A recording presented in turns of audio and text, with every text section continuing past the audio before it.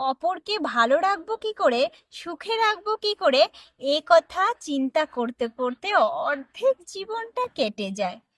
কিন্তু একটা সময় এমন আসে যে নিজে কি, কেন, এইসব ভাবার সময় থাকে না। একটা সময় থাকে যেটা নিজেকে বড্ড একা লাগে, একা করে দেয়।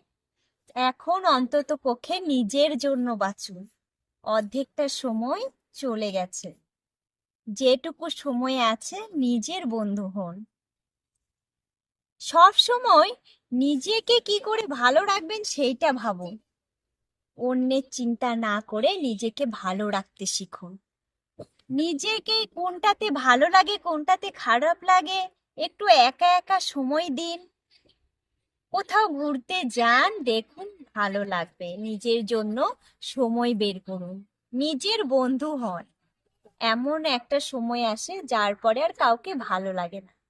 নিজের বন্ধু হওয়াটাই বড়।